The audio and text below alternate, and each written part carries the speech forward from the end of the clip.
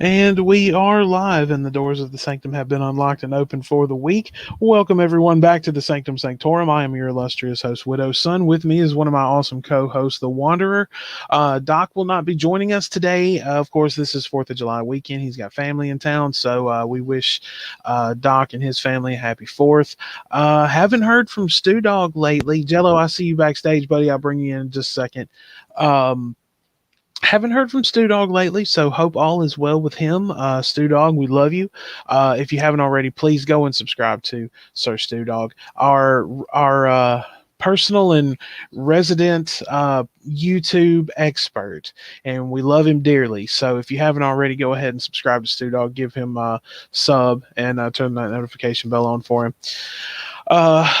Yeah, so we are back today. We're just going to be hanging out. We're just going to be talking some tunes here. Got a big review coming up from Wanderer in just a little while. I'm going to go ahead and bring Jello on here. Jello, how's it going, my friend? Good morning, y'all. Well, afternoon, morning, whatever time of day it is. I come bearing gifts of Pepto and French bread cheesy toast. Oh my fucking God. Yes, those glorious concoctions that we all had to witness. How great they are. Wanderer, how are you, buddy? Yeah, I'm doing pretty good. As you know, I'm releasing my my long-awaited Wanderer a Fallout story on the 8th of July, so I'm feeling pumped to release it. And yeah, I'm doing pretty good. I haven't played my bass recently. That's something I've been meaning to do, but I've been kind of busy the last couple of days. But apart from that, yeah, I've just been chilling. It was my grand's birthday today, so we went to see her, and yeah. Oh well, happy birthday, Gran. How old is Gran? I can't remember. You can't remember how old your own Gran is? She's I want to say she's like 83, maybe. She's getting on. She was born in the 40s, so she's hella old. No offense, Gran. No offense, Granny Wanderer. Okay. Jello, what's been going on with you, brother? Nothing. Absolutely nothing. Yeah, nothing really. I went, okay, so since you're here and since the last time you were on, of course, you know, we were having a good discussion about some of the music that I'd been sending to Wanderer. I sent him his first Dead Kennedys record. I sent him Fresh Fruit for Rotting Vegetables. His review of it disappointed me. It almost broke my heart. And the one thing that he said about it was he didn't like Jello's vocals. You're trying to make me angry, right? That's what you're doing. You want me to? No. So, okay. I need to. There's a question that statement brings up a question. Okay. Is it the actual? Is it like the vocals, like his style of singing that he does that you don't like, or is it the lyrical content? It's probably the style of singing. Lyrical wise, I thought it was fun. So you're just not really a fan of punk then? It depends what type. I mean, Remo Drive are somewhat punk, but that's like the only punk I'd really listen to if they are classed as that. So. Well, we'll see there. I mean, this brings up an interesting inquiry, because a lot of people have different definitions of what they consider punk. Like myself, I consider punk rock like the Sex Pistols, the Ramones, Gen X, the UK Subs, the Damned, the Dead Kennedys, and then I have a good friend of mine who considers punk rock things like the Germs and Television, early like Blondie and stuff like that. But that was more like wave, though. Like I really like Adam and the Ants, and that's really where punk met wave, you know. But I'm not really a big fan. But anyway, and Blondie was more like early wave. It was like pre-wave, right? Yeah, because she originally started out as like a punk rock band. Like she was playing like CBGBs and stuff with the Ramones. Yeah, well, And she was playing at the same. They were playing at the same time. Sure, what's her name? Debbie Harry. They were playing at the same time as the Ramones, but it wasn't the same kind of music. It was very different. but now Wanderer, you didn't really like the Ramones either. I don't think I did. No. All right, well then that's completely forgivable. Like he's not really into punk rock, and not everybody is, right? Like I mean, it's some of the best stuff out there as far as I'm concerned, but that's just one man's opinion. So I guess it's acceptable for him to say he doesn't like the vocal stylings of Jello if he also doesn't like the vocal stylings of say Johnny Lydon or Captain Sensible. I mean, there's yeah, no, I get it, and that's fair enough, right? Like, I even had a hard time saying his singing style, right? Because the punk rock style isn't really singing; it's almost rap adjacent. It's bellowing in some cases. I mean, now granted, there have been like some great punk rock bands that have had like really great clean vocal, yes, but there was always that attitude behind it. A group that comes to mind would be early albums by the Clash. Then you had what was it, the Dead Boys? That was Suicide Boys. It's one of the early bands that was also playing up there with the Ramones back in the CBGB days. The New York Dolls. Oh, now the New York Dolls are definitely interesting. They to me, I think that was probably the roots of what we would see like as glam rock, almost. Especially when you move into the 80s and you had the whole glam rock thing like Poison and all that shit. Definitely there was some New York Dolls in there. There had to be. Yeah, they're great. Well, now Wanderer, I've sent you since I've been sending you these records. Now I know there's been quite a few that you've fallen in love with. Now Jello, being where you're from, and like the scene and everything that you were in, I sent and Wanderer, I want you to kind of reiterate what you had said about this particular record. But I sent Wanderer the first Candlebox record. Oh fuck yes. Yes. I love that album. Jello, correct me if I'm wrong, but they had the influence of the whole scene up in Seattle, or no, they were actually there, I think, while it was going on. They were just a little more, I guess, under the radar in a way. I've seen them live. They played around here a lot. I watched a lot of bands at Pain in the Grass. Yeah, I remember you telling us about that the last time you were on. That big free show they would do all the time, like every week. Yeah, KSW would put it on at Seattle Center, and like if you were in the grunge scene or into the grunge scene or whatever, if you were around Seattle at that time, that's where you were. Candlebox reminds me a lot of like Silverchair. Right. That's and of course they're not as young, but it will obviously pre Silverchair. Candlebox being pre Silverchair, obviously. Yeah. It seems like around the same time to me. I could be wrong. No. And it's funny you say Silverchair because I actually sent Wanderer for this week for his review. I sent him Frog Stomp from Silverchair. It's oh my god, we've had Jello on like once or twice, and it's like every single time and we get in this discussion, like he has somehow guessed, like not even knowing what I've sent Wanderer. I'm beginning to think that Jello's psychic in a way. No. Look, he watches, dude. You just talk about music in areas that I know about, and I just kind of like I know that the things around, I mean, I'm not, there's nothing special. Um, but yeah, I remember I sent now question that I have, because I would have loved to have seen them when that first record came out. Did Candlebox put on a good show?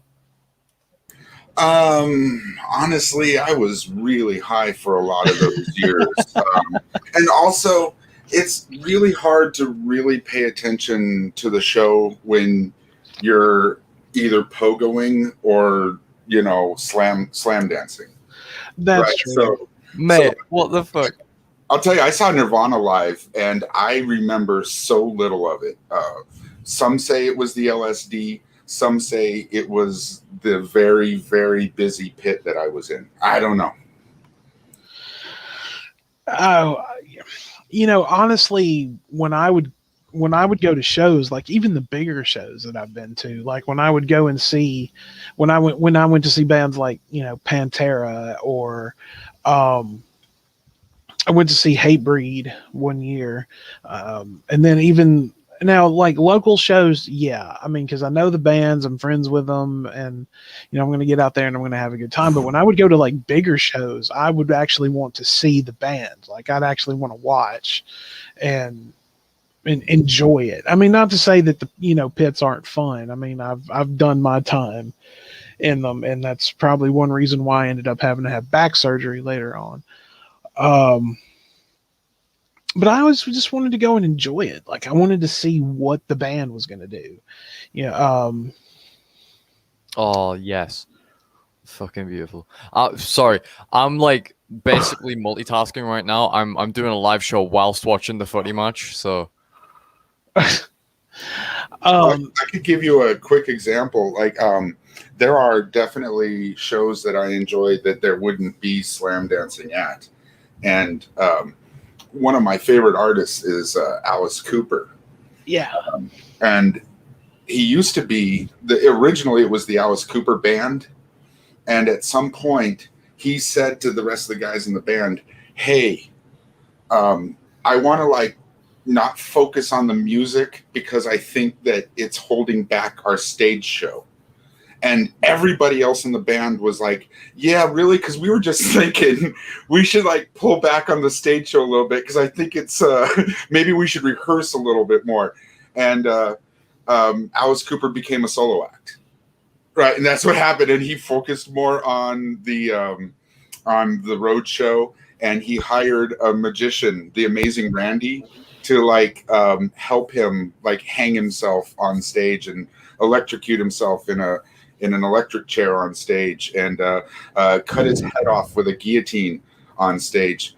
He's done all these things repeatedly, and living a good life, living his best life. So good on him.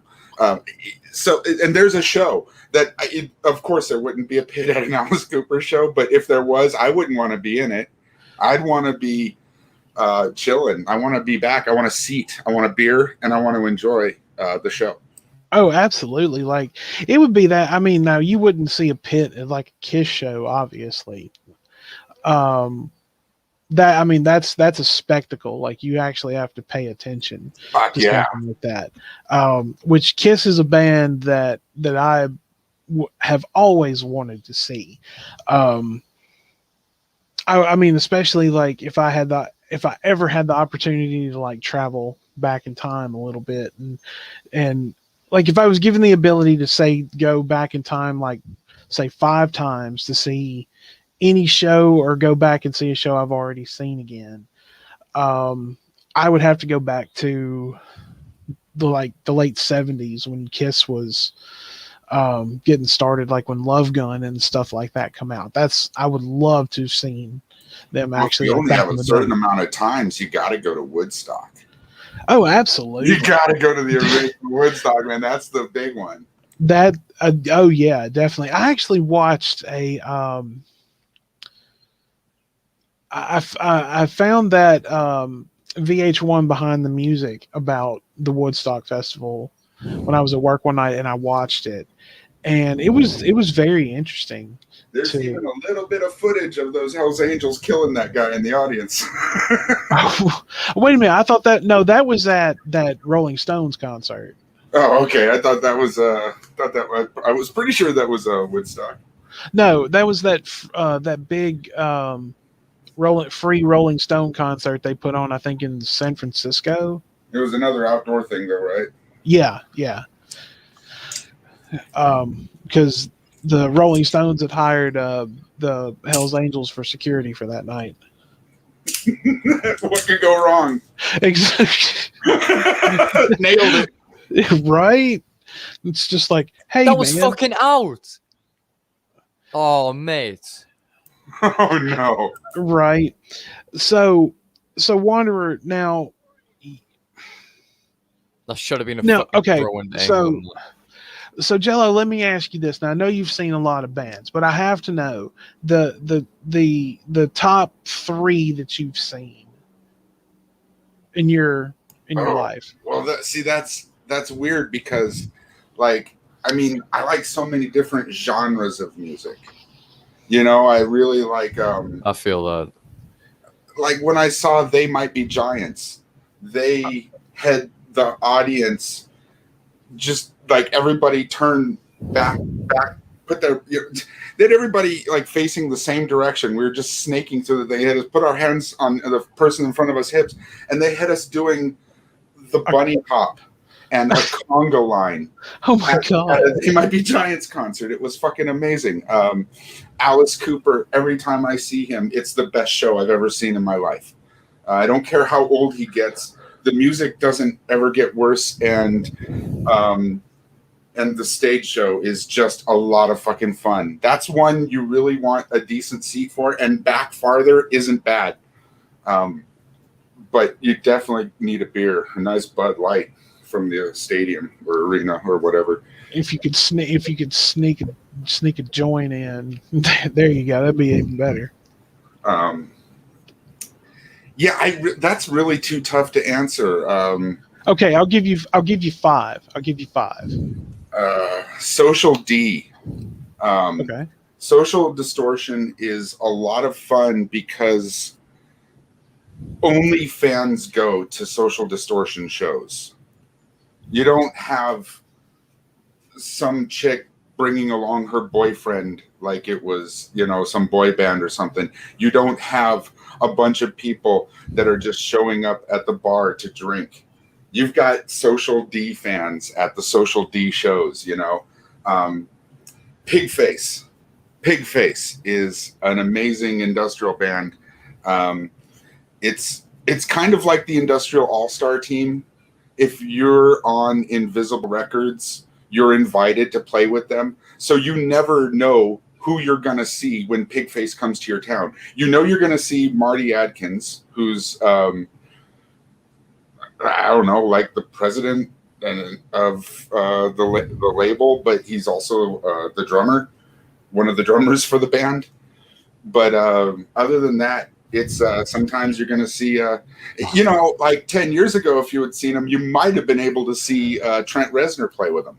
Yeah. Okay, maybe 15, 20 years ago. But I'm just saying, you never knew who you were going to see, and it might have been a really good show. He looks like he's about to fucking cry. That, that brings up an interesting point. Do you like King Crimson by any chance? I haven't listened to very much. You passed me one song, and after you passed me a song, someone else asked me if I knew King Crimson. So I think I need to actually start listening to some of King Crimson.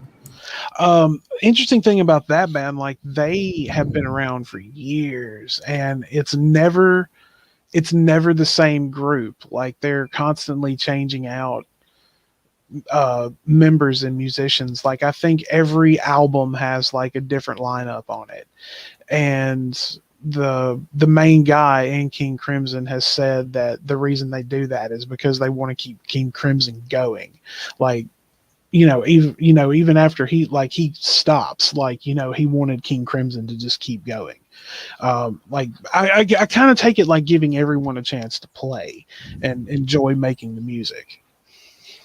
That's cool until you're out of it and someone that you hate gets in charge and takes it in a totally different direction. Now it'll piss you off. Oh yeah, that's very true. If you're gonna start checking them out, I recommend the Discipline record. The Discipline record is amazing when it comes to them. It's very technical. A lot of great instrumentation, especially on the guitar. It's just an amazing record. So definitely, if I had to recommend one for you to cut your teeth on, it would be Discipline. Discipline. I'll check it out. Okay, so Alice Cooper.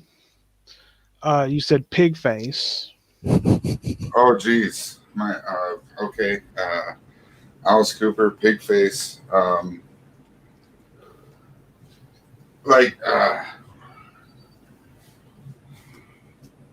I'd really like to see Nirvana on less drugs. That would be cool. That's a tough question because there are so many answers I could give. Like, I'd love to see Soundgarden again just for Chris Cornell to be alive.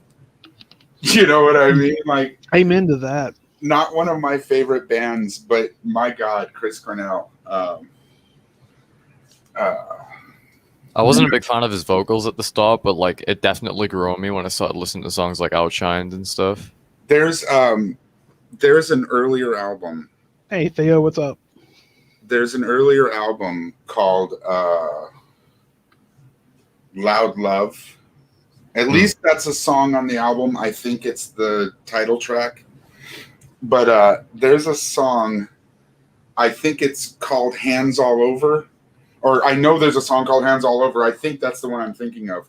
It starts off with like a long-held guitar note, and he starts singing, but it's really hard to it's hard to tell where he started singing at because they just bring the vocals up, but he's in pitch really well with the guitar.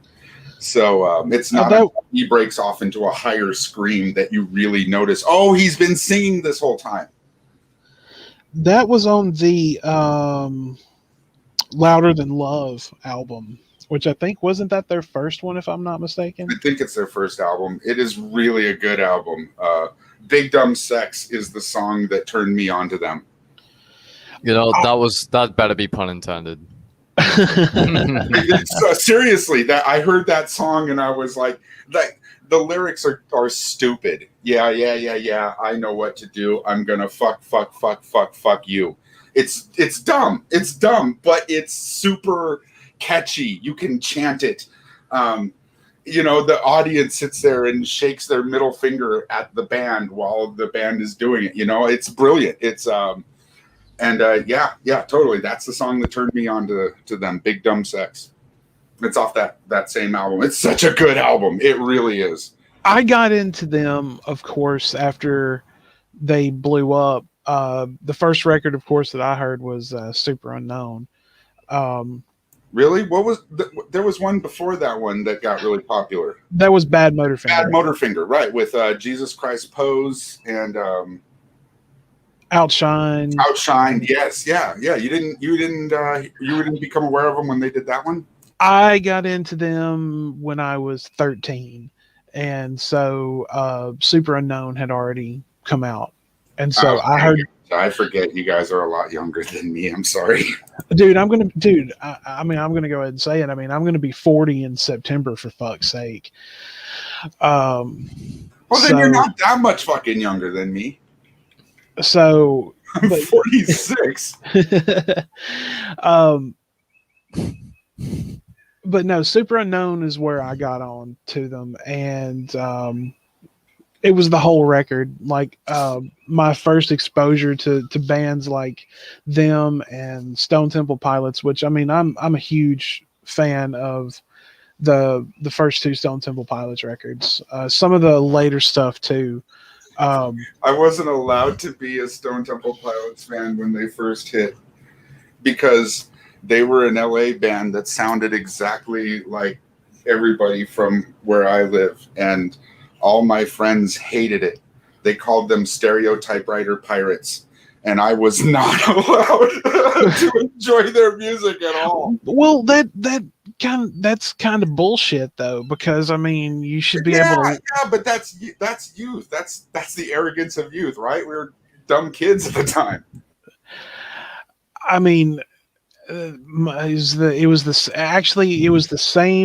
same night because I went to crash at his house, and he sat me down in front of his stereo and he played Core for me, and he played Super Unknown, and he's the one who turned me on to Green Day when Dookie had come out.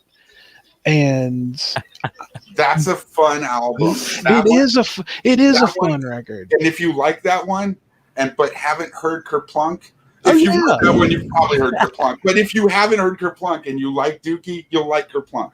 Dude, I love 39 Smooth and Kerplunk. Are you kidding? Those are two straight up just really great 90s punk rock.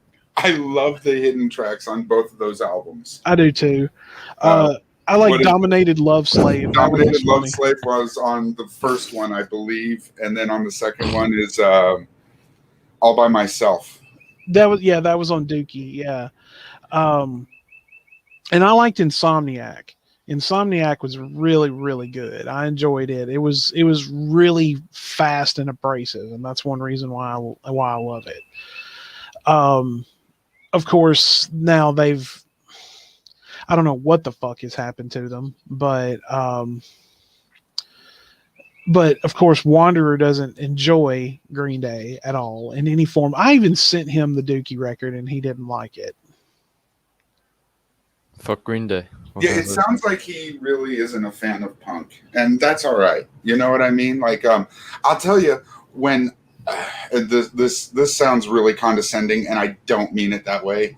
When I was his age, I feel like the douche feels just saying it. When I didn't like rockabilly at all. I thought it was ridiculous and stupid.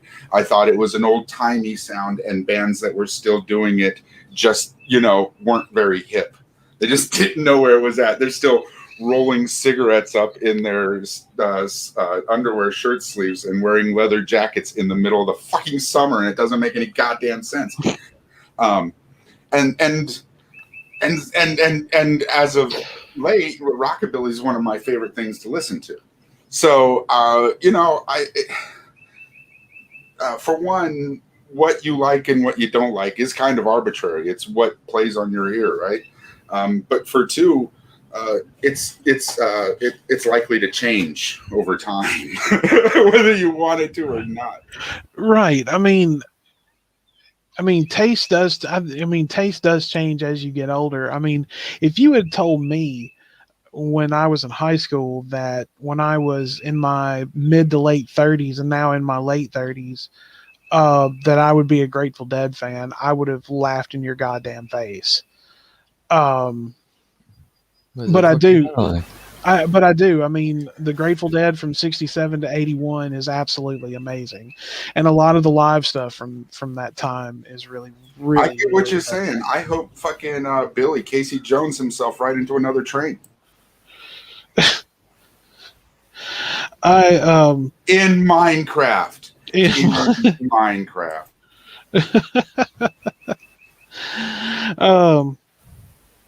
But get it? Because Billy drives trains for a living. I know he does. God, man, he was ripping into me hard last night, and no pun intended. I was sitting outside. How much did that cost you? He was staring at me, and he creeped me out. I feel violated. But I was sitting outside last night because it was really nice, and you could hear the crickets and everything around me, and it was just irritating the piss out of him the whole time. He accused me of living in a bog. So yeah, that's your accent. That's your accent. You can't really blame him for that one. I just told him I live in a temple in the middle of the swamp. That's where I reside. So,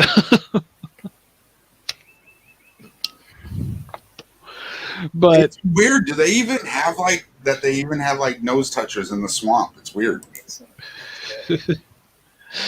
But since we are bringing up Billy, we want to go ahead and show some love to our friends over at the Geek Room, Frank Brand, and yes, even you, Billy. God damn it! Fuck those guys. But we love them, and it's always a pleasure to talk to them. If you don't already, go ahead and subscribe to our boys over there. They're a lot of fun to talk to. A great bunch of guys. I love the show, and of course, as they know, they are always welcome here. Their support means a lot to us. So, all right, if I had to pick one, if I'm attempting to do a top five, because I've seen a lot of great shows. My number one, I would have to give to Pantera. I would have to give it to them because Never seen them live. oh man. I mean, I don't know I don't know if you're a big Pantera fan or not. I really, really like most of Vulgar Display of Power, and I like a couple of songs on the one before it, or Cowboys from Hell. Yeah, I like Cowboys from Hell, Primal Concrete Sledge, and then I dig some stuff after it. Cemetery Gates, I believe it's called, was an album. That was a song on Cowboys from Hell. Oh, what was Cemetery Gates is a fucking great song. I love that. Yeah, there's an album that I seem to remember a snake on the cover of the album. That was the Great Southern Trendkill. Okay, yeah, I really enjoy. My friend of mine had that album, and he used to play it a lot, and I enjoyed the tits off of that one. It's not my favorite Pantera album, but it's up there. I mean, I love all of their work. They never put out a bad record, in my opinion. The album that I pretty much broke my teeth on them was Far Beyond Driven. But yeah, when I got the honor to see them play, and it was mind blowing to see. Like, I have been at that point, I was like 20, 21. No, I was 19 or 20, and I'd been listening to them for about 6 years or so, or 3 years, and I finally get to see them in person, and it was just, I mean, like I said, I've seen a lot of great shows, but I have to give that top spot. I have to give it to Pantera.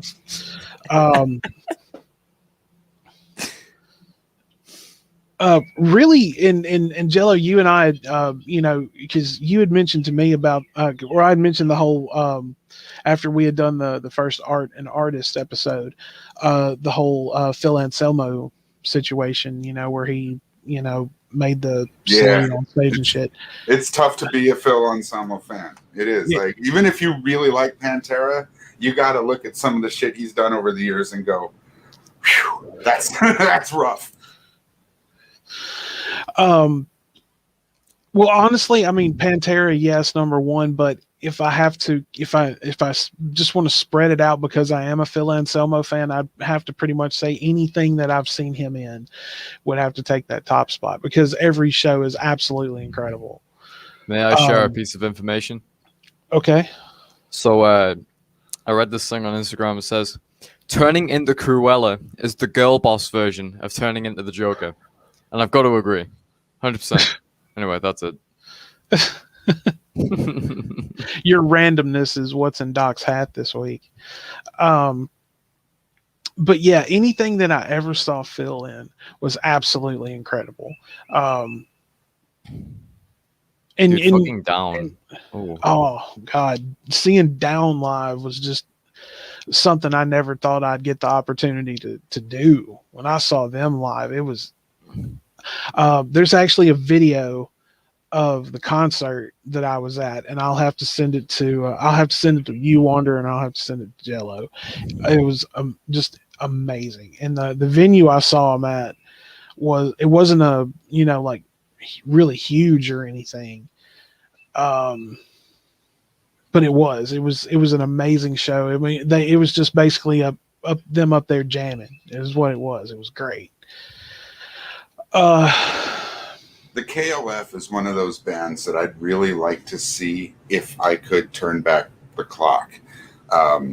You might be a little bit too young to really be. Do you remember House? The show? No. The music. House music. Oh, house music. Yeah. 90s, late 80s, early 90s. Yeah, I was never into it. Right. There was a great band called the KLF, and they spelt it weird. It was Copyright Liberation Front. I've heard the name before. I Those have heard the guys that they basically based their group around the Illuminatus. Ooh, interesting. Yeah. They're justified in their ancient and all that shit. I'm assuming you're aware of Robert Wilson's work. Robert Anton Wilson, yes. Yes, sir. Absolutely, because remember, you were the one.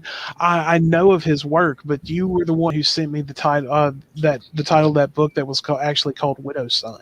Yeah, the Widow's Son. Yeah, I've got that because remember I came back and told you that it was actually a trilogy. That was actually part 2 in the trilogy. Now I got to go back and read part 1. God damn it! The Earth will shake.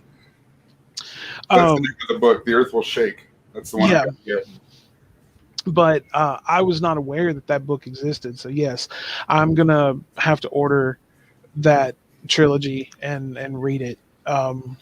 I have to get a new copy of the Illuminations trilogy. I had one that was like the full trilogy in one book. Yeah. I've gone through like 4 of those. I keep handing them out to people.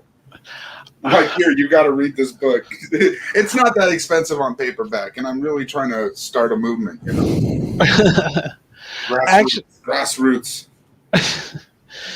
Is gonna just build a large. Jello's just gonna build a large following up. Yeah, there's things get lost to time, right? And things like Discordianism. You know, Robert Anton Wilson, Robert Shea.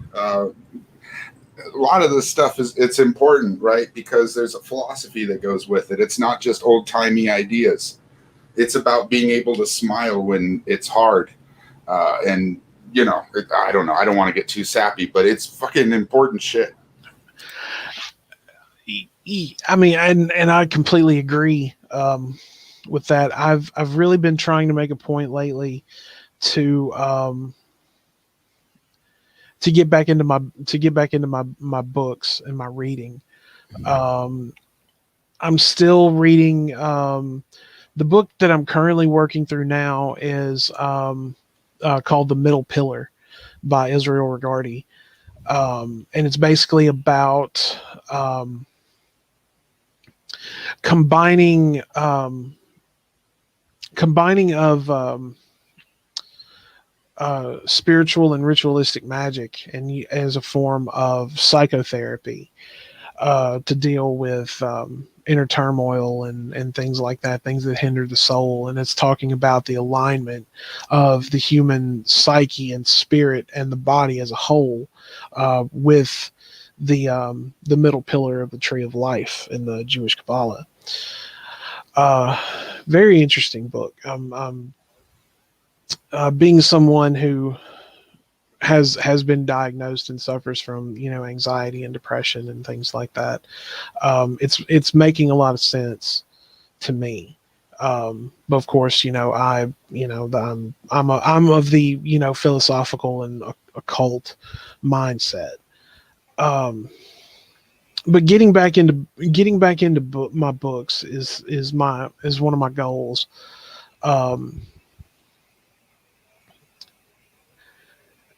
And see, the thing is, like, I'll start reading so many at one time, and I have to really break that habit, because I started reading The Middle Pillar, and I'm also there's a book that had been dying to read, because reading about the Skull and Bone Society at Yale is one of my guilty pleasures.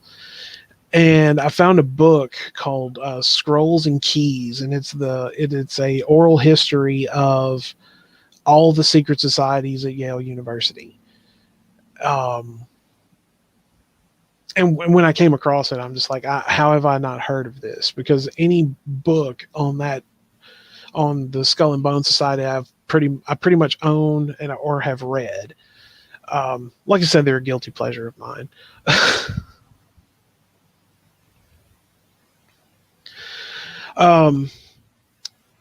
So Wanderer, this is something that I have not asked you. Now, since we've been on the subject of shows and everything, have you been to any live shows before? Or if you have, who have you seen?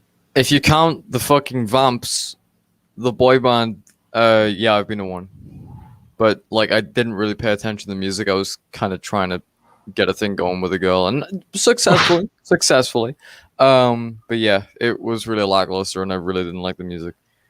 And I looked severely fucking out of place because everybody else was dancing and shit, and I was just standing there like, yes. I look edgy as fuck. I was wearing all black. It was a sunny day, and I looked edgy as fuck. And yeah, that's the only live show I've ever been to. Oh my God, my heart breaks for you. I'm gonna be going to my mate's band's live show at the end of this year. They're doing like a Halloween gig. Oh, okay, so I'm gonna go cool. see him.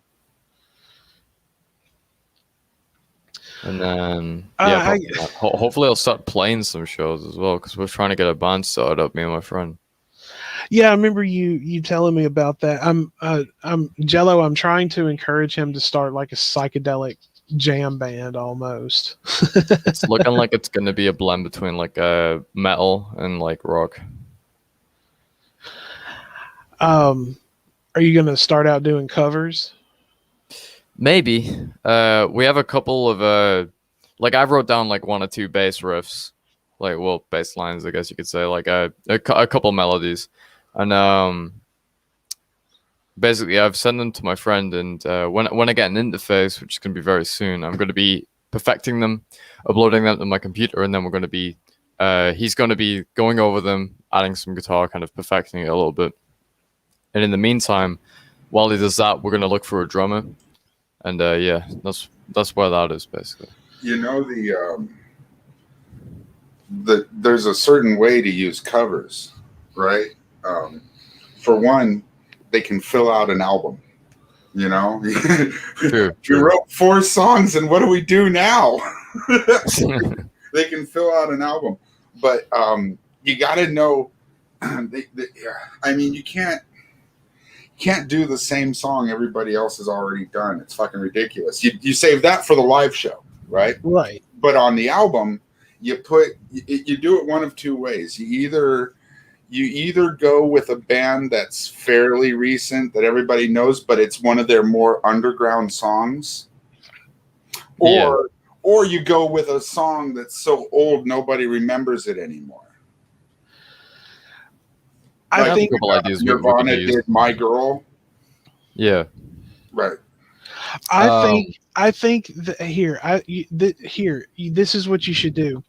You guys should do a cover of "Magic Carpet Ride" by Steppenwolf. I think I think we're all pretty big fans of Metallica, so we'll probably cover a Metallica song or two. I don't know, Jello. What do you think? I think they should do "Magic Carpet Ride." I mean, "Magic Carpet Ride" or "Born to Be Wild." That was also Steppenwolf, right? If I remember correctly, that is correct. That's another great song. Look, Metallica are great, but they're kind of rock gods. You're really aiming high. If you're going for it, I mean, I'm just saying, like, right. If you go to cover a Metallica song and you don't do it like damn near perfect, I mean, you'd get, people will crucify you. Yeah. True. I mean, not to say that it can't be done. I mean, it can be done. Chris Cornell has a solo acoustic live version of one that he did. It's Really? very slow, and Yeah, you can you can tell the suicide's coming when you listen to the shit. There goes the fucking. I'm sorry. God damn it. And we've been canceled. Too bad Brand's not here to cancel us. Cancel. Canceled. Um, That would be fucking epic, Bunk. That would be great. I would love to open for Townsend. Sorry, I got you canceled. we're used to it by now. I I think get everybody canceled. I got It's all, canceled. you don't have to worry about that shit until you get monetized, and even then, Well, no, I mean, we can still get canceled. It doesn't matter if we're making money or not. Trust me. When we've had Bran, and then we had well, let's see, we first had Bran and Billy, and Bran's been on quite a few times, and then we had Frank, Bran, and Billy. Trust me, we've been canceled a lot. So, are they Let out me at just make 3 a quick minutes on? Dude, Let me just make a quick apology. I love Chris Cornell. Just want to throw that out there. it was just a funny. It was just a funny. it was Chill a the fuck joke. out. It was a Calm joke down. and bad. It was a joke and bad. But thing. no, Put your no, pitchforks away. it really is though. If you go to YouTube and type in Chris Cornell 1 and you listen to it, it's melancholy as fuck. It's like it's a.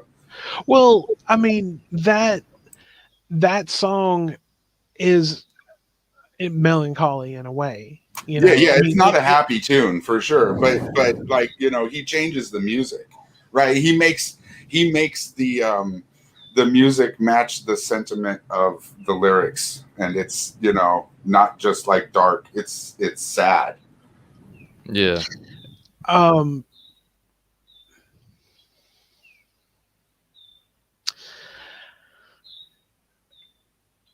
it, you know, and this is gonna go back to the whole cover thing. I've heard some great covers in my life.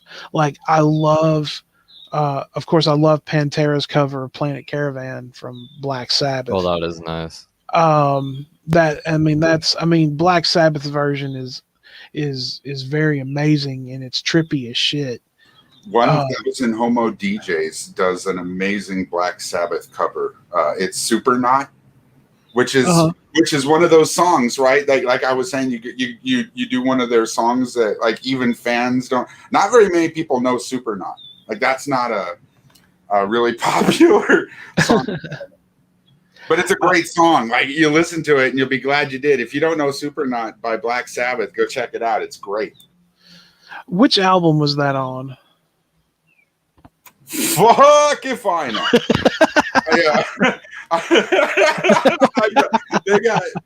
There's too many albums with like I like a song here or there. I'm not really a huge Sabbath fan, but like I love all the hits plus some. You know what I mean? Like right. Iron Man and Paranoid, yeah, sure, but also what is it? Doom doom doom doom doom doom doom doom, like Into the Void and the Wizard. There's some really good fucking Sabbath songs.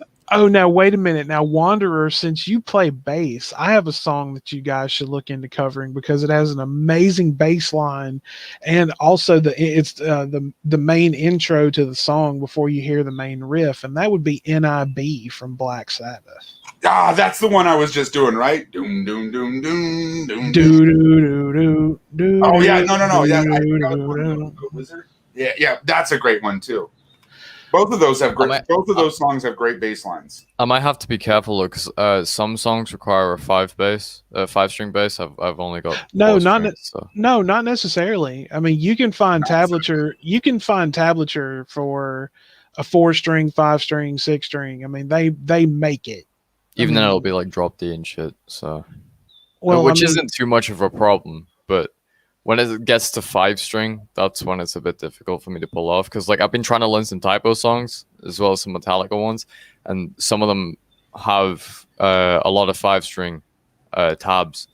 Luckily, I found a couple that are 4-string from Metallica, as well as I think one type of one. Have you? Well, if you're talking Metallica for bass, make sure that you start looking into For Whom the Bell Tolls. I already tried that. It failed miserably. It's definitely going to take some time. You brought something to mind, kind of non sequitur, but when you said typo, and I love Halloween. It's always been my favorite. When I was young, I liked costumes. When I was a little bit older, I got into horror movie and amateur gore effects and things like that. And then, when I got a little bit older, I got into the parties and all that. And what has remained, I really like music. I have a playlist that I crank up every Halloween, and Black Number One by Typo is always in that. Let's go. I never listen to it's cheesy as fuck. That song is corny as hell. I think you said that once, yeah. Yeah, it's yeah. about a girl that can't go outside because she hasn't dyed her hair too long and her roots are showing.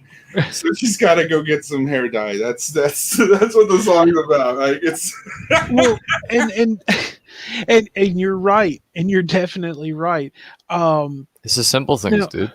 Well, and see, and this is a point that I'd made before, Jello. I know when you've been on and I mentioned Typo Negative, I've created a monster with Wanderer because Jesus Christ, that was one of the first bands that I ever sent him, and I sent him October Rust, and from that moment on, this boy has become obsessed with Typo Negative.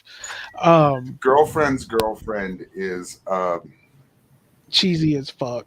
There's a lesson in it to be learned, though. I think all dudes should listen to it because there's a certain fantasy that all guys have, and there's a reality that goes along with that fantasy. And if you haven't lived that fantasy, that whether you're not, the fantasy I'm talking about, you have had the fantasy if you're a dude. What I'm saying is the reality that goes along with that fantasy fucking sucks, and it's described really well in the song Girlfriend's Girlfriend. And if you don't know the song, I really listen to it hard. I've listened to it many, many, many, many times. And the more you listen to it, the more you pick up on it. Like you're just like, wait a minute, this sounds great. Wait a minute, something's not right here. It's fucking awful. It's fucking terrible. And I was like, everybody always like, yay for this, yay for this. And when I heard that song, I was like, finally someone fucking gets it. This shit's terrible. The fuck did I do to deserve this? If you like Typo, check out Fields of the. Ooh, that sounds intriguing. Well, here, I'll just fuck this one all up. There's a band from back in the day, and their songs were pretty much all about BDSM. Lovely. Their name is Leather Strip. Have you ever heard of Sisters of Mercy? Yeah. It's like from then. It's like from that time, right? It's like the goth, like that gothic era kind of. Oh yeah, it's dark stuff, but like the Cure and the music is all of more like rock and roll, right? It's more like I guess almost like pop rocky kind of, but the lyrics are very they're into what they're into, Right.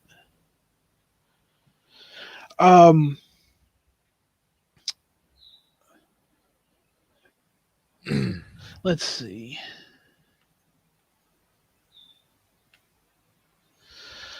Well, Wanderer, I'll tell you what we're going to do. We're going to give you your time a little early this week since we've been on the subject and everything like that, because I'm really intrigued to hear what you have to say this week. So, yeah, I'm going to pass it over to you. Alrighty. And I'm going to start looking for your next one. I forgot it fucking does that. Hold on. Give me 1 sec. Whenever you tab out of this application, it removes the application from your hotbar so you can't see it, and then you can't close it, which is shitty, and they need to fix that. All right, I got my sticky notes open. So So, what did I send to you? you sent me Some of Us by Primitive Reason and Frog Stomp by Silverchair. All right. So I think I might go over the Silverchair one first. It's a little bit shorter, I think, and I don't really have. There's a lot less to say on Frog Stomp. Like, I think the only thing you really need to know is that I like it quite a lot. Um, so yeah, kicking off with Frog Stomp, I guess. The first song is called Israel's Son. I absolutely love the bass intro. The song before the vocals sounds a little like something you'd hear from Rage Against the Machine, and that made me kind of happy though. When the vocals come in, that's when stuff kind of like diverts away from that path. And I thought the vocals were top notch, and this was a great start of the album.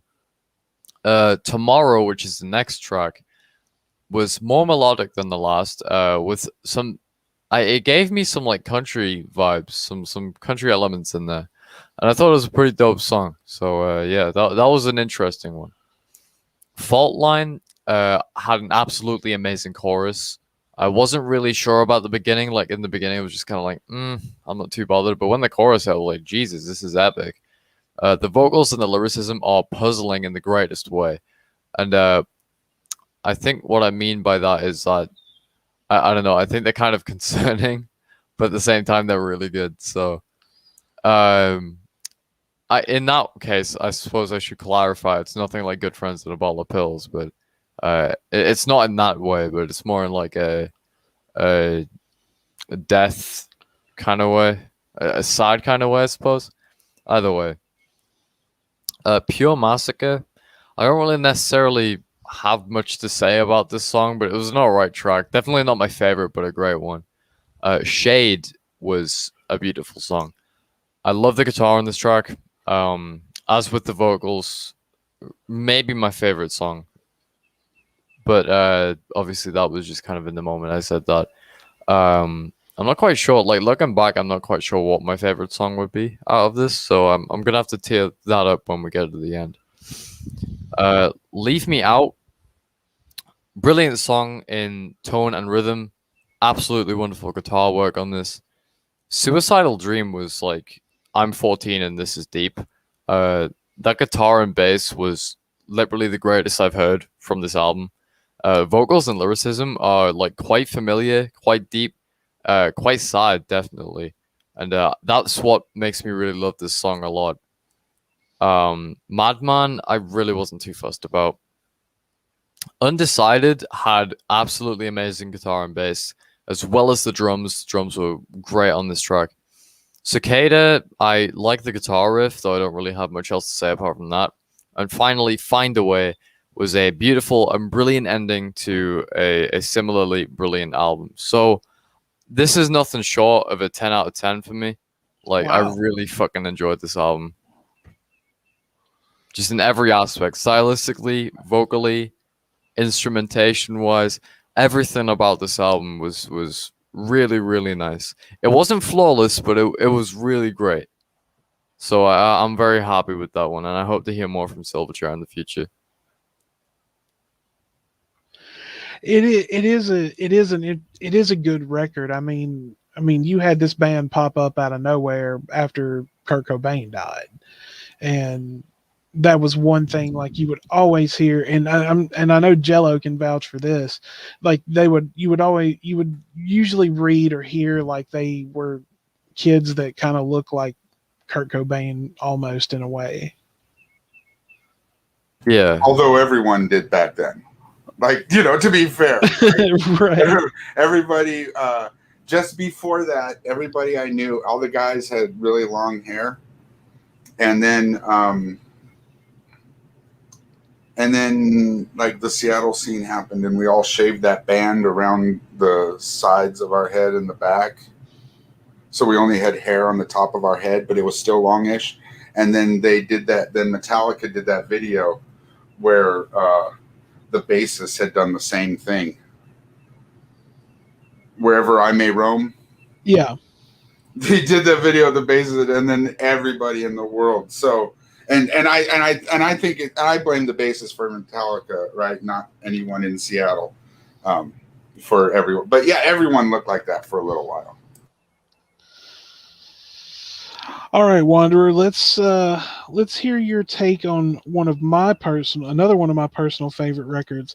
Now, interesting thing about this Primitive Reasons record is I actually got to see this band live. Never heard of them before, and this was the strange part. They opened for the Misfits. That's an odd combo. That it was. But the Misfits were absolutely amazing.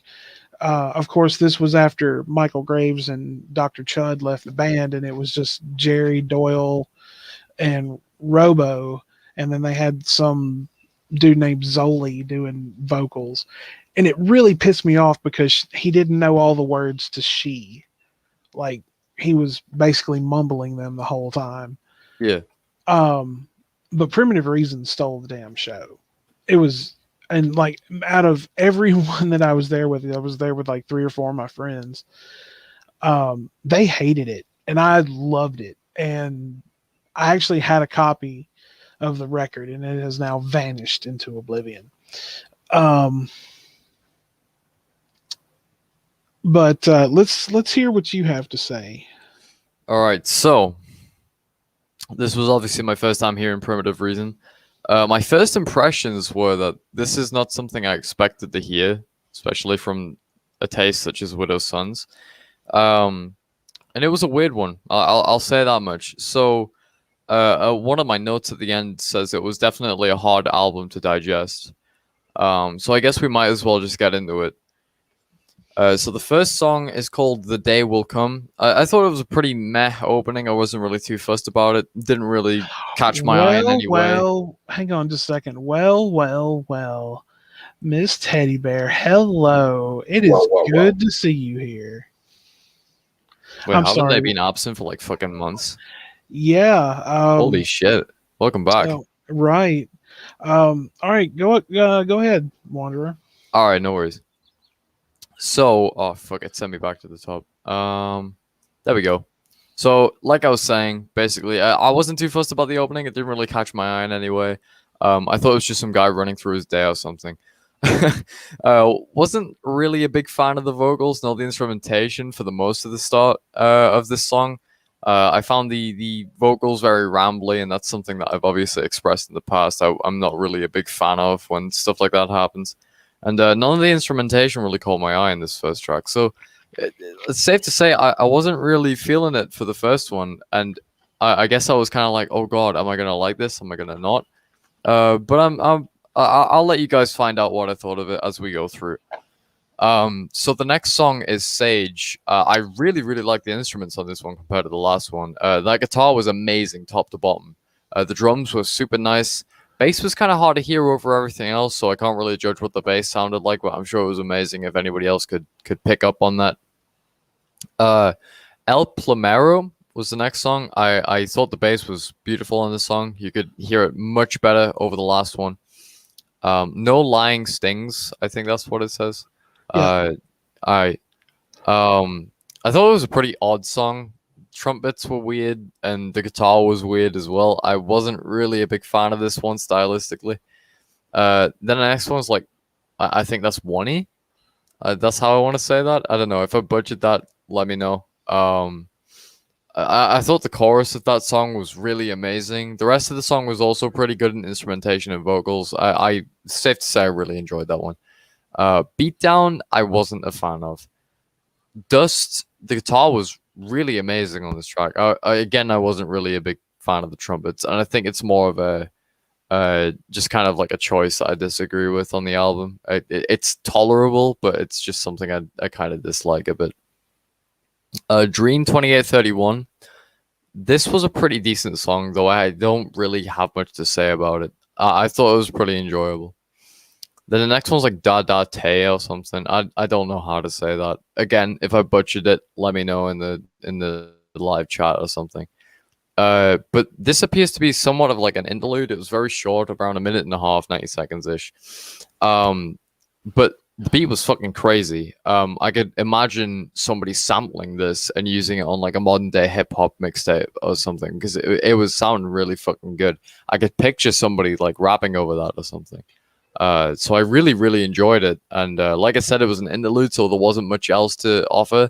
But I feel like more could have been done with this small little interlude, and that kind of disappoints me in a way. But I was happy with what we got. Walkabout sounds like a bit better of a Linkin Park on this track. I enjoyed the excellent rhythm and beautiful guitar as well as the bass. Vocals worked extremely well, and I feel like this album is really taking elements from very different genres and smashing them together. Where some songs like this one, I feel that kind of blend works fairly well, but on some others, it doesn't work so well. I think another note to add about Walkabout, the bass break with the quieter vocals was gorgeous, nothing short of amazing.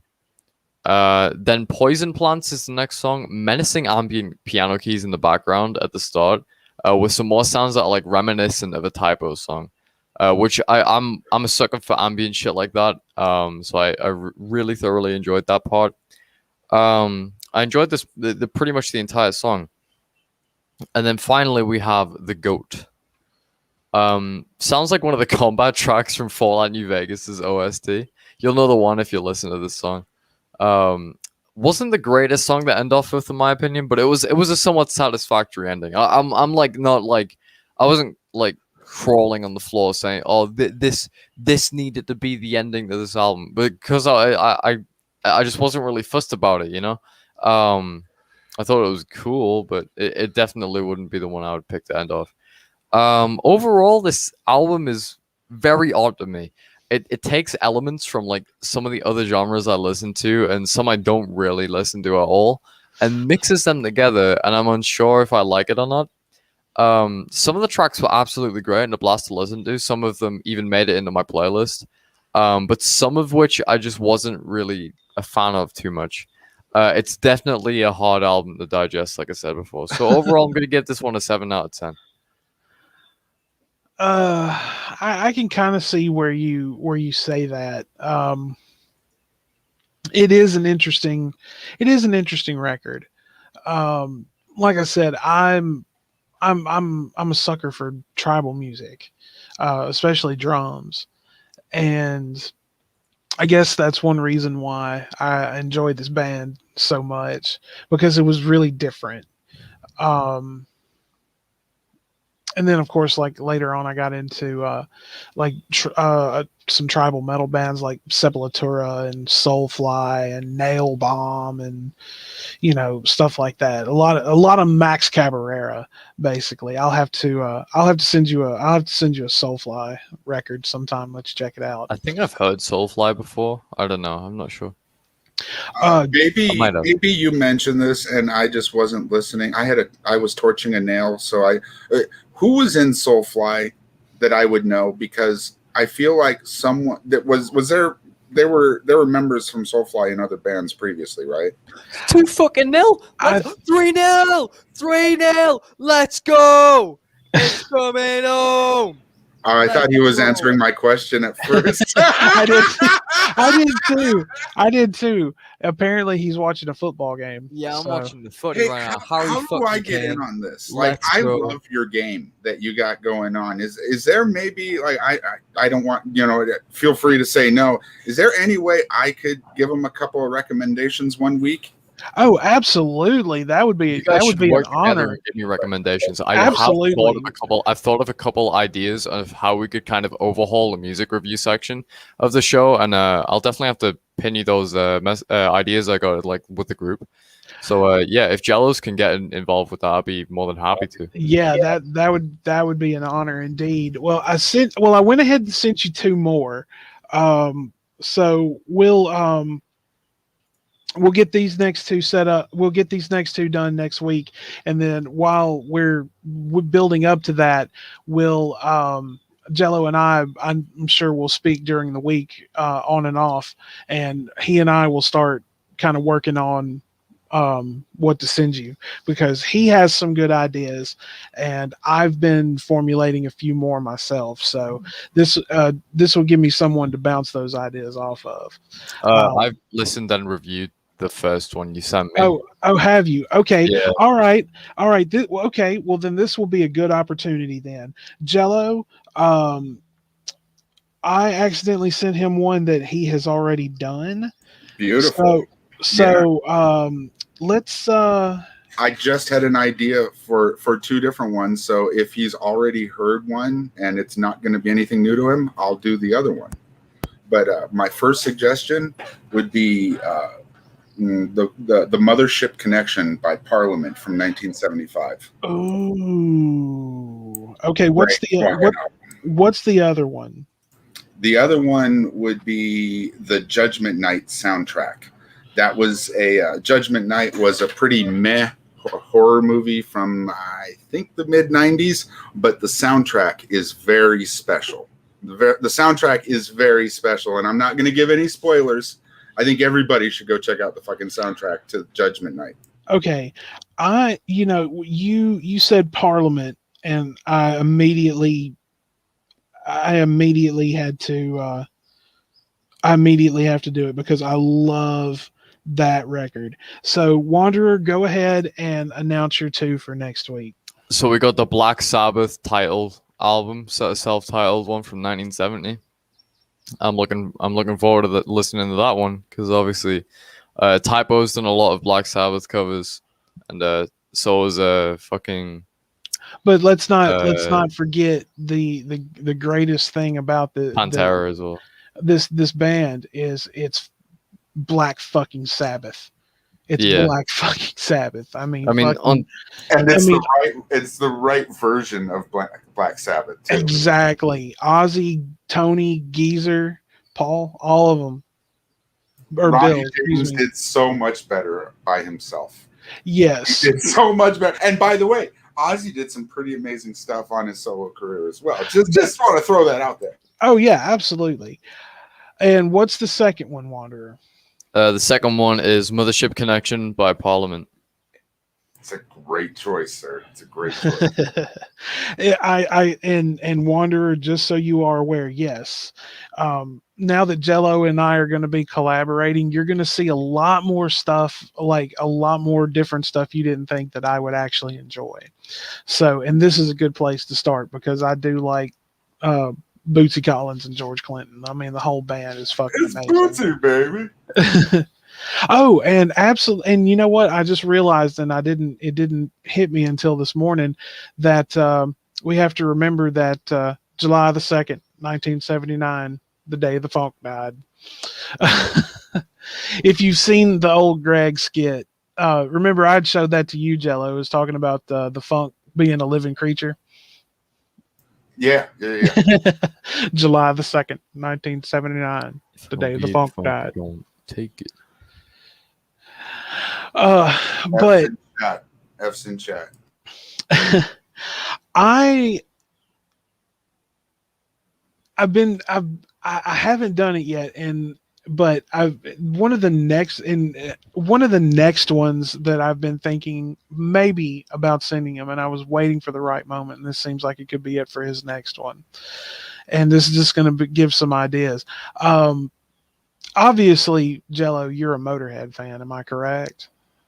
I wouldn't say a fan, but I really like Lemmy, and I don't hate anything I've heard by them. Fan is kind of a big word, though, you know? Right. Would I wait outside of a tour bus? Probably not. To meet Lemmy, yeah, I would. That. Oh, now, yeah, no, but you know, well, no, I mean, did you ever listen? Okay, did you ever listen to Hawkwind? That doesn't ring any bells. That was the first band that Lemmy was in, actually, and it's a very psychedelic, lot lot of like esoteric and philosophical references in the music and everything like that. But that was the first band he was in, and he actually got kicked out of that band when they were on tour. They were going into Canada to do shows, and Lemmy was trying to sneak speed into Canada, and he got arrested, and they kicked him out of the band.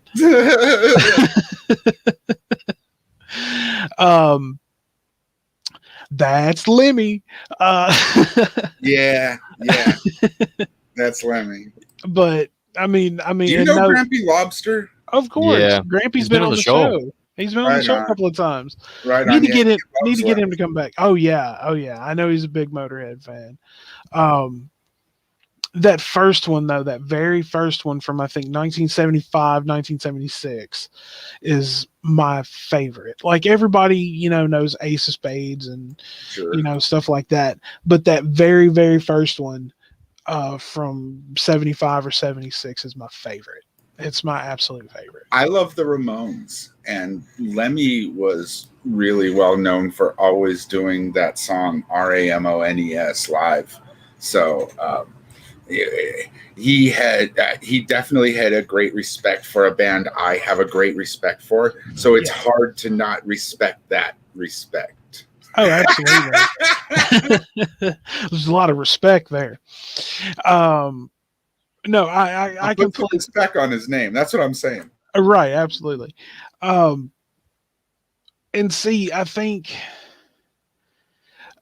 and we may have gone over this the last time you were on, but I told you I had sent Wanderer his first Kiss record, and he has friends that are into like metal and death metal and stuff like that, but they don't like Kiss.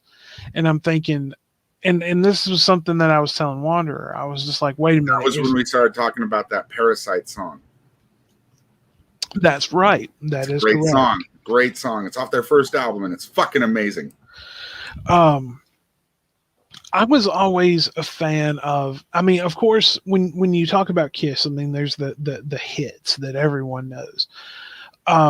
I was always a fan of the song Shock Me by the one that Ace Frehley sung on, which is one, a lot of people, you hear them reference, of course, like Detroit Rock City and Rock and Roll All Night and, Love Gun and God of Thunder and all this. But I think that's one of the few that you rarely hear mentioned when it comes to certain songs. Heaven's on Fire should be one that, and I Love It Loud are two songs that when you talk about Kiss, those should be brought in. Oh, absolutely. I'm debating on whether to punish Wanderer and send him the Dynasty record.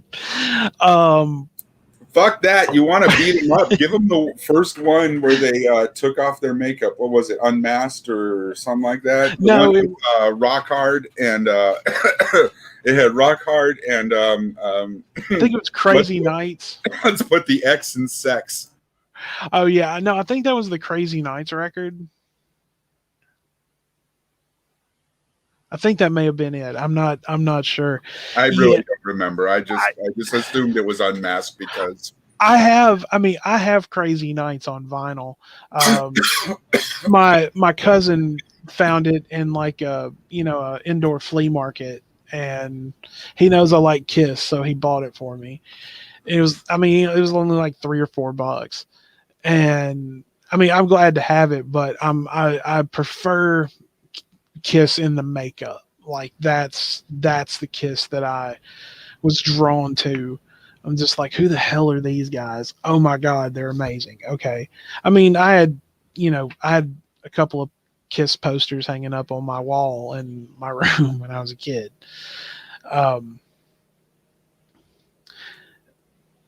But that, and here's a point that I want to make, since we've been talking about this today.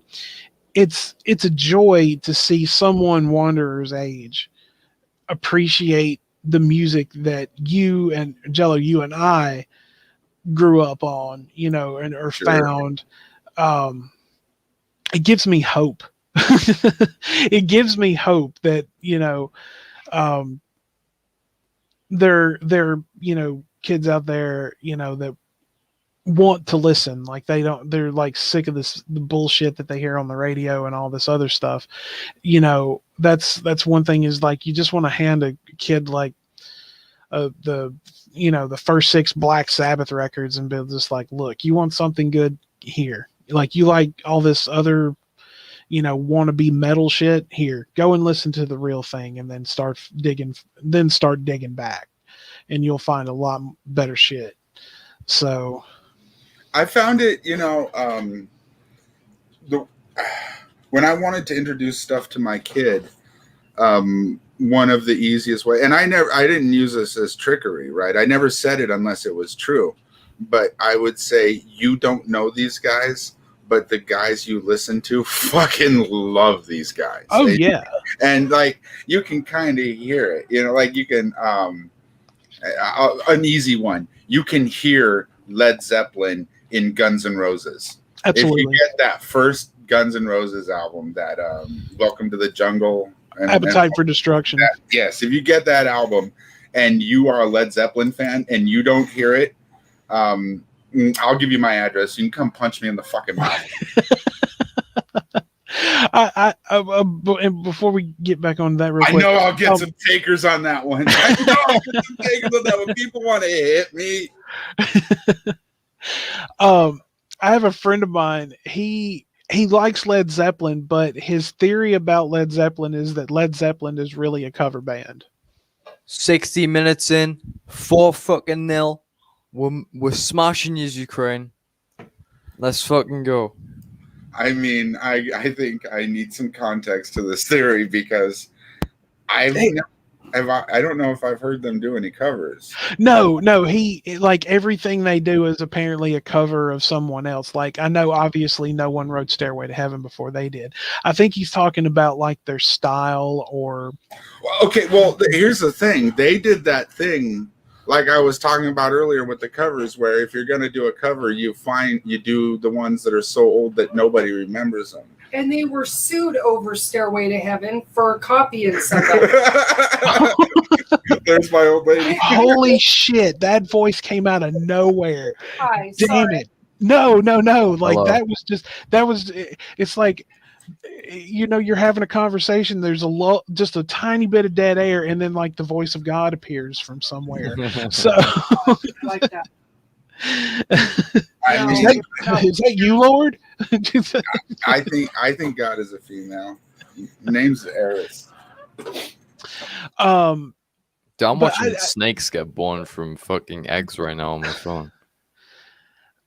That was random. I gotta give Mr. Wanderer a little bit of a spoiler. You don't like horns, you said. Unfortunately, there's definitely horns on that Parliament album. I'll live with it. No. I think maybe I'm going to give him the benefit of the doubt on this one, because in the Primitive Reasons record, the horns are there, but they're just not like, they're in context to what's going on as far as the rhythm and the beat. I think once he hears Parliament and hears like some real funk, where the horns are placed in where they should be, and the power they have behind everything else, more especially the bass coming from Bootsy Collins, I think he'll enjoy it. I'm going to give him the benefit of the doubt on this one. Mr. Wanderer, have you ever heard of a dude named Buckethead? Unless you're talking about a stormtrooper, wow. then no. Okay, well, Mr. Widow's son, if you're, I'm sure I probably won't be on next week. I mean, if you want, I'll come back if you want me. But you're Jelly. You're welcome anytime. We'll absolutely have you back. If I'm, in case I'm not around when he gives the reviews on these albums, I know he likes rock and roll. I know there's no doubt in my mind that he'll like Buckethead.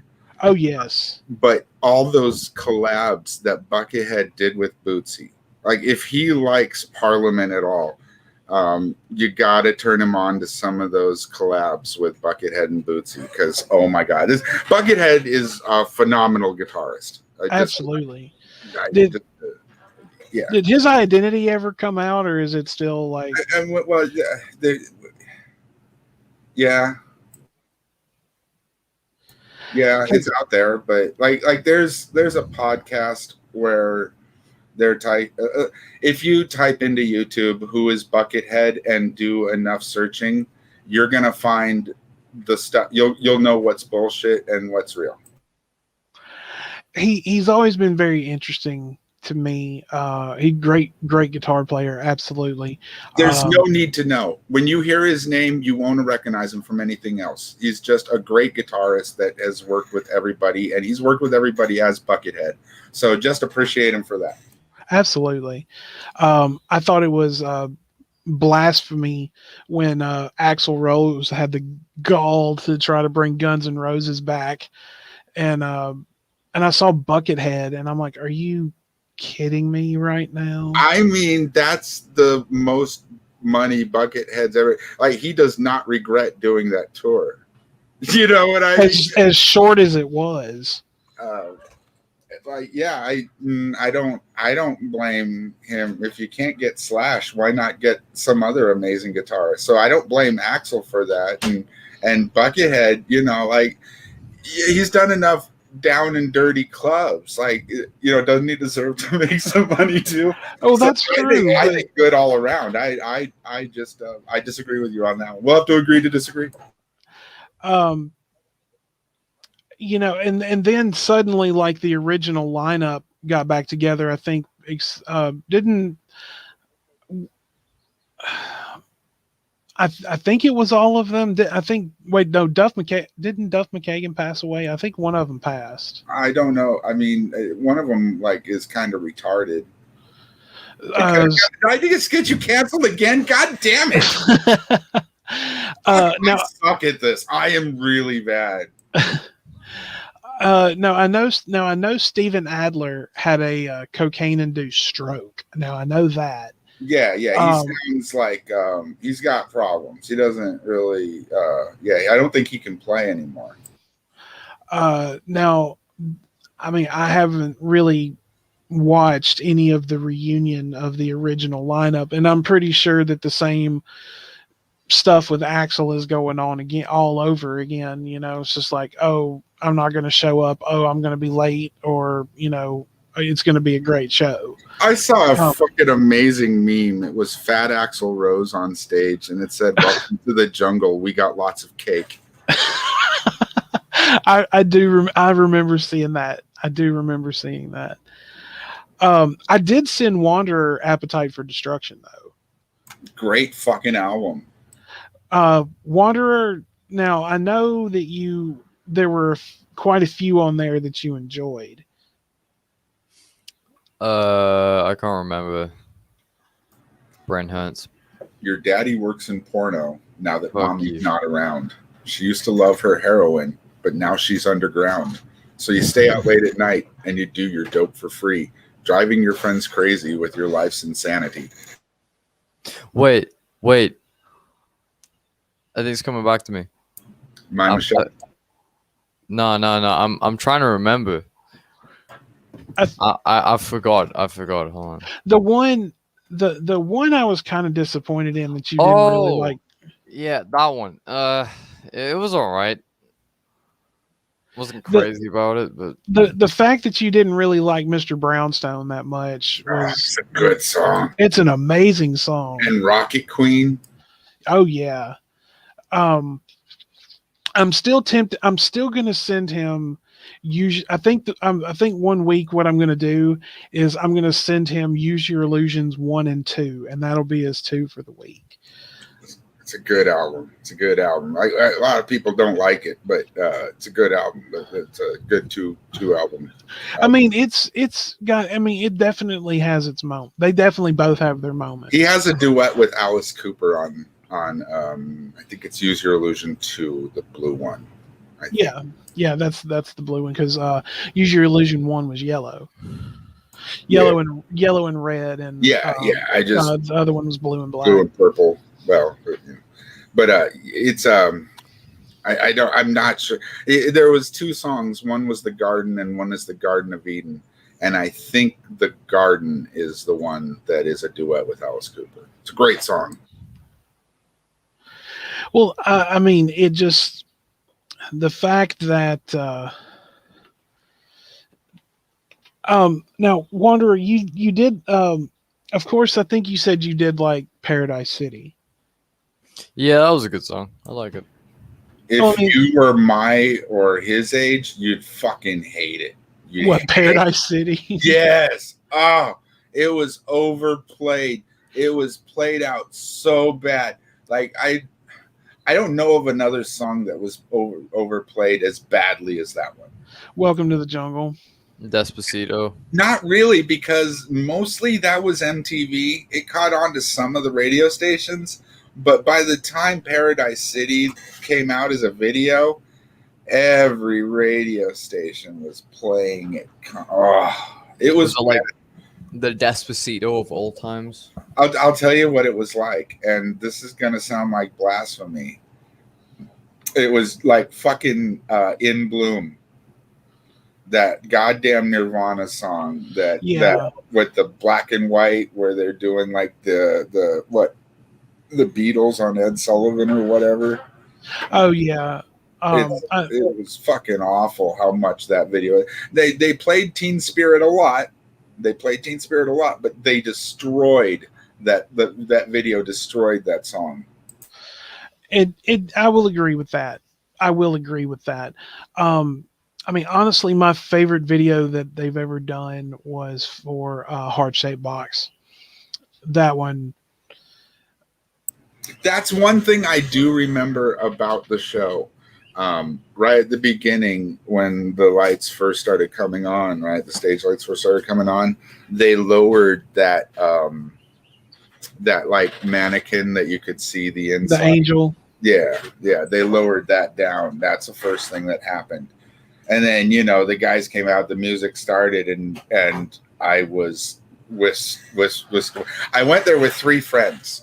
Yeah. And we were, you know, tripping balls, and we pretty much had a hold of each other's shoulders, because you know what happens. And as soon as the music starts, you get ripped apart. And you know, in a bar, in a small club, you can pretty much see the people you're with the whole time if you just keep your head up and you're tall enough. But in a good sized arena, like when by the time that album came out, you know, that what was it, their 4th album? Anyway, by the time that one came out, they were pretty fucking big, right? Oh yeah. And it was actually just a couple of weeks before he, you know, gonna get you canceled again. Well, you know, and this is, and we've got, and of course, next week we are going to be doing, and Jello, yes, I definitely going to have you back next week, because next week we're going to be doing part 2 of our art and artist show. Doc will be back with us. That's hard for me though, because I try to keep it light and funny, and that's a serious subject. So I mean, we try to keep it as lighthearted as possible, depending on the situation. But this one, I think we're going to talk more about some of the more, like some of the ones, like the whole. One I'll bring up just as an example. Of course, we'll get into it next week. Would be the Chuck Berry incident. The whole putting video cameras in his bathrooms in this restaurant that he owned. Some people consider that art.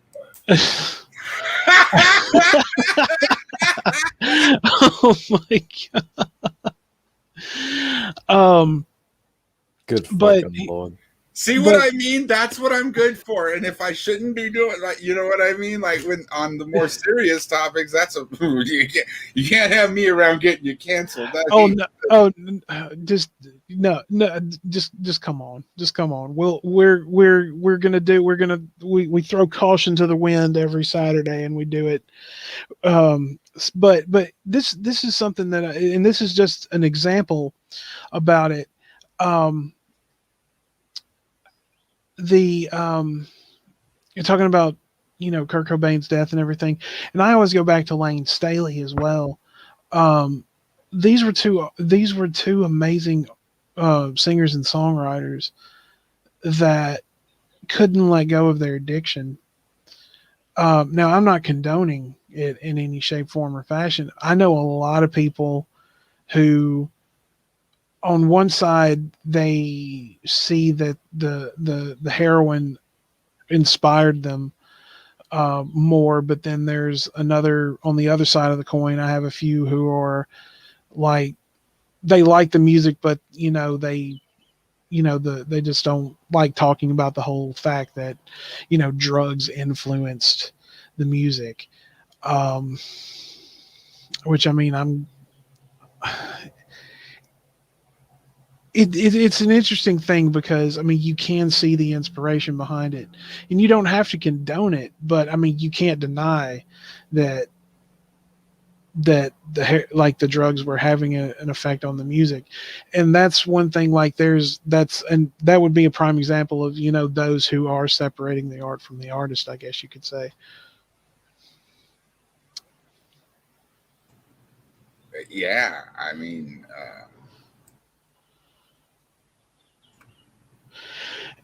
Well, I mean, where do you think? I mean, do you think that either one of those bands would have been? Do you think they would have still been what they were had the drugs not influenced it?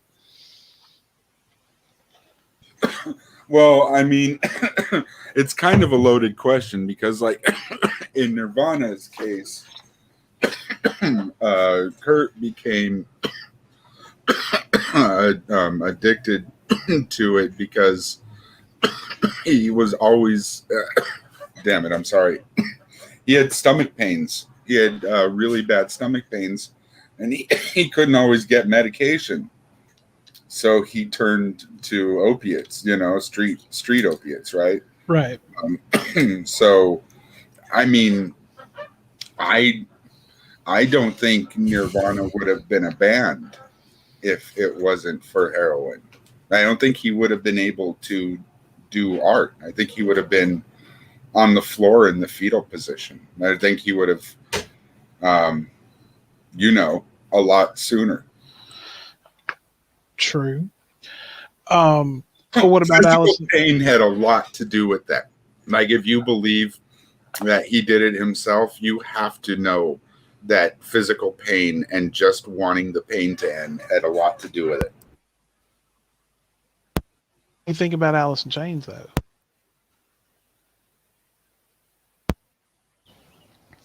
Like, do you think Alice in Chains would have been just as good had the drugs not been an influence? I mean, I don't know. It's a rough thing to say, and it's certainly a rough thing to say live where it's recorded and people can take it out of context and it's just out there forever. But to anybody that would say that an artist could be just as good of an artist without the drugs, I would say some artist you like probably painted a picture of drugs or drug inspired, or wrote a song about their particular drug of choice, and that artist would probably disagree with you. Like, the artists that you like would probably disagree with you.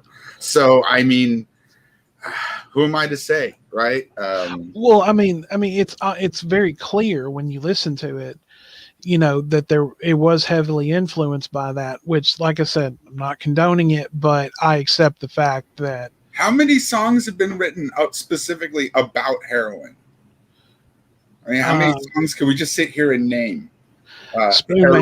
Heroin by the Velvet Underground. It's a good start, right? Yeah, Spoon Man by Soundgarden.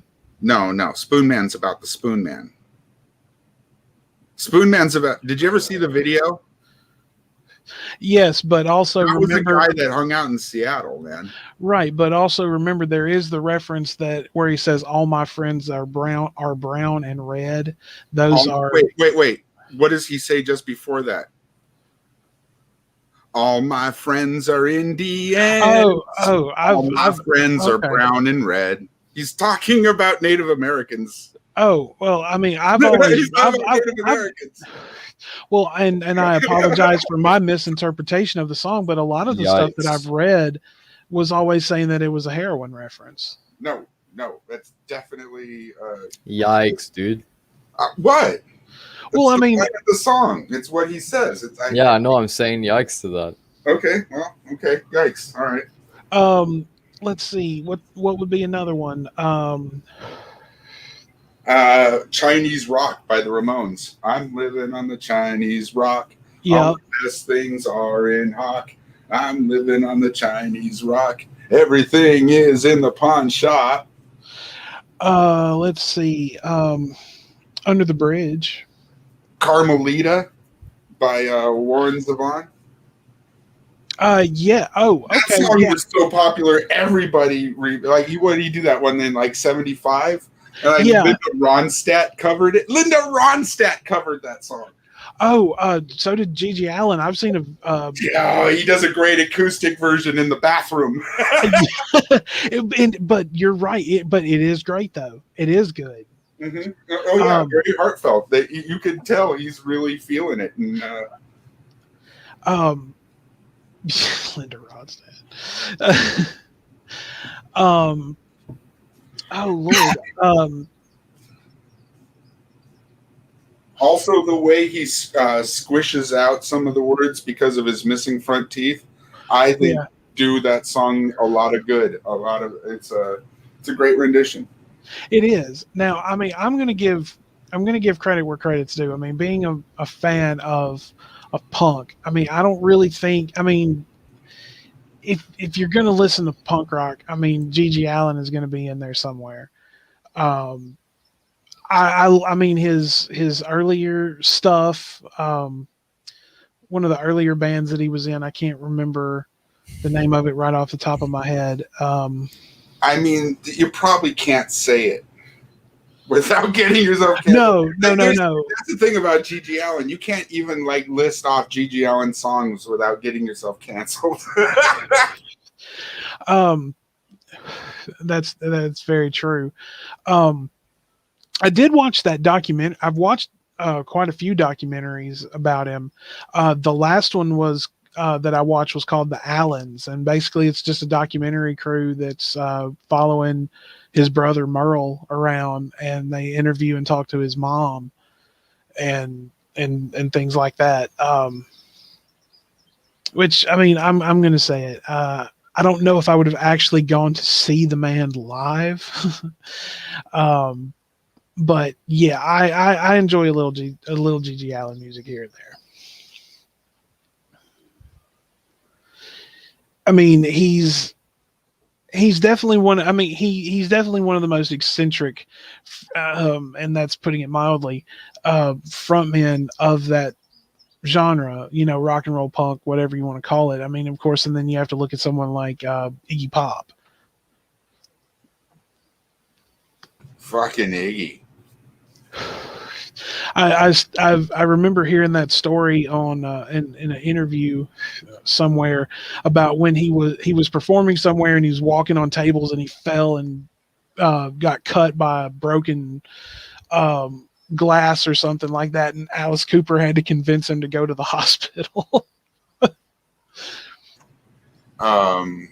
There's another great story about Iggy Pop where I think it was.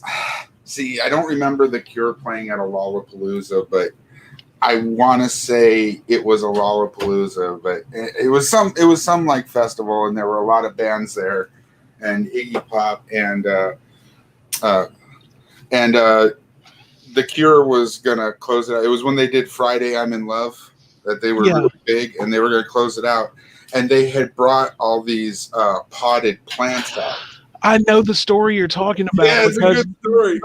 Because the Rollins band opened that show because that's right. It's Henry Rollins that tells the story. Yeah, because he was they were recording one of their records, and he agreed to go and play that festival, and he was just like, I'm gonna outdo Iggy Pop on stage. And I mean, I love to hear him tell the story, and he's just like he's starts training and everything like that because he wants to blow Iggy Pop out of the water, and he gets close, but then like Iggy just like, you know what, fuck you, and like he starts breaking all like the planters and stuff, and he gets all the kids to come on stage, and they're all passing the mic around singing "A Lust for Life." That's a great song, by the way. It is. Mr. Wander, I hope you're listening. That's a great song, "Lust for Life." What's I'm that? listening. What's that other one? Wild One. I'm a Real Wild One is another amazing Iggy Pop song. If you know, honestly, if I'm gonna, you know, and that's definitely another artist that I'm gonna have to send Wanderer, but I really like that very first Stooges record, that very first one from 19 75, 76. It's back there, right? I believe it was early 70s. Early 70s? Well, anyway. Close to mid, I think maybe close to mid 70s. Hang on, let me. Is that the one with "Let Me Be Your Dog" on it? Hang on, I'm doing That's some. my favorite Iggy and the Stooges song, "Let Me Be Your Dog." I'm doing some Google foo right now on my phone. Give me a moment. Let's see. The Stooges full album.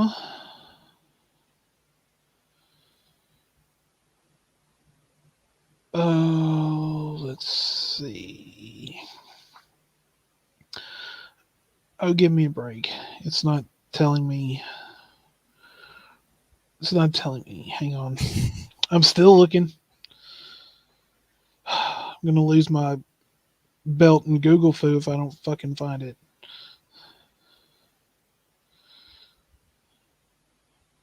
Here we go.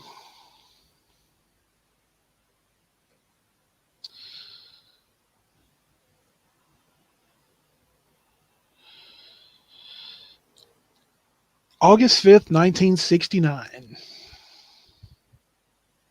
So we were both wrong. Yeah, I just found it as you were reading it off, and I started looking way late because you were hemming and hawing for a while. But yeah, 69. That's that's always the joke, right? Like, who started? Who was the first punk band? Was it the Ramones or the Sex Pistols? The Sex Pistols, and like, I mean, the Stooges did that album. And I mean, look, they definitely weren't a punk band, but the MC5 did that Kick Out the Jam song in like 67 or 68. And that is, I mean, if that's not punk rock, it is definitely what turned into punk rock, right? Like, it is, like, it's the thing that crawled out of the water that became people. You know what I mean? Like, it's absolutely. It's definitely. What's the first punk band? I'm gonna say maybe MC5, maybe the Stooges. I don't know. There's other stuff too, right? There's right, like there's the Germs, there's Television. There's no, but the Germs is later. The Germs is like 80. Okay, yeah. Well, all right. We'll put this to bed as well. The Cramps, maybe. I mean, that's more rockabilly. They're more rockabilly than punk. Let's see here. If you don't know the Cramps, you should check them out. Really good. Oh, the Cramps are great.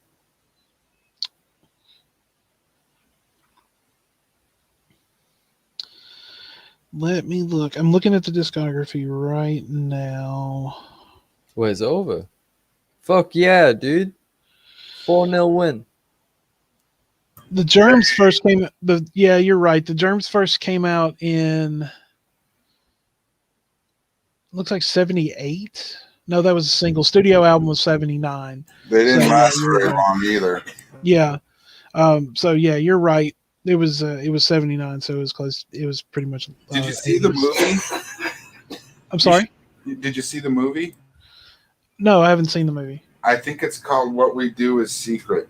Oh, it was like a documentary. No, it's more. It's a movie about the band, right? Like, Okay. they got actors that look like the, but it's from what I understand from the story, it's fairly accurate. I mean, there's kind of like they definitely play around with it artistically at the end, but it is what it is.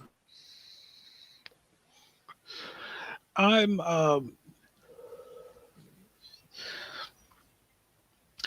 but I don't know if I did send it to. Did I send you that television album, Jello? I believe you did. Okay. They're very interesting to listen to. I mean, I believe they were probably around the same, possibly the same time as the Germs, which from what I was just reading, the Germs only did that one studio record, which is surprising, to be honest with you. Not watch the movie. It'll make a lot of sense. Shows here that Television formed or started in 1973. They disbanded in 1978. They reunited in 1991 to 93, and then they reunited again in 2001, and apparently they're still together.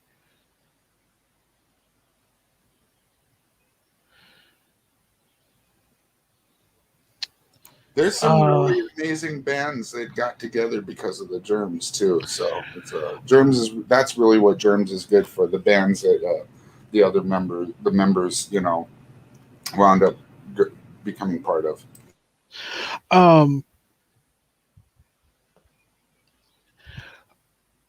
Wanderer, I have to ask, like,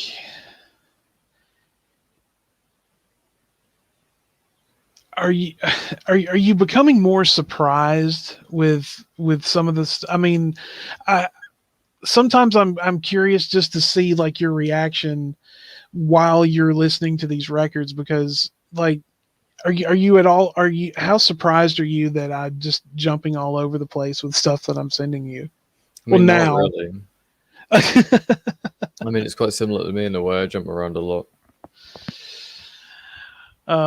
Well, guys, I think we're going to go ahead. We're going to wrap up a little early this week. Jello, thank you for joining us again. You are always welcome here, sir. And yes, we will have you back on next week because we will be doing part 2 to the art and artist discussion.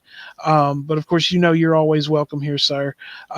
Wanderer, you want to shill your project coming out this week? It's technically next week, but 8th of July, Be There, Be Square. It's releasing at let me pull up the timesheet actually, because that's something I forgot to do. I am premiering this on the 8th of July at various different times, depending on your time zone. So for people like me in the United Kingdom, that is going to be at 7:30 p.m. It's going to be, I believe that's Pacific. In the Pacific, it's going to be 11:30 a.m. In Europe, in most areas in Europe, which is 1 hour ahead, it's going to be 8:30 p.m. And on the east of America, it's going to be at 2:30 p.m. So be there or be square, 8th of July. And I hope you enjoy. What is it? What is the project? What are you... It is a Fallout story that I've been writing for over 4 years, and I finally got the shit together to finally like present it, and there's more to come as well. So, like, is it like fan fiction about the game Fallout or the series Fallout? Yeah, pretty much. Yeah. Nice. All right, I'll check that out. Nice. Thank you. Yeah. Well, we will definitely be watching for that. I know I will. Like I said before we went on the air, if I don't get to catch it live, I will definitely be watching later on that evening, and I will be in touch with you about it, sir. But I'm certainly looking forward to it. So, everyone, we will be back next week. We will do part 2 of our artist discussion. If you haven't already, go ahead and like the stream. It really helps us out. If you have, and also if you haven't already, hit that subscribe button, get the notification bell on. Come and join us every week. We'd love to see new faces in here, and yeah, please come and hang out with us anytime that we are live. But we will see you next Saturday, once again, 2 p.m. Eastern, 2 p.m. Central, 3 p.m. Eastern, 8 p.m. UK time. We will be back as always. So we will see you next Saturday, everyone. But until then, my friends, as always, peace be with you.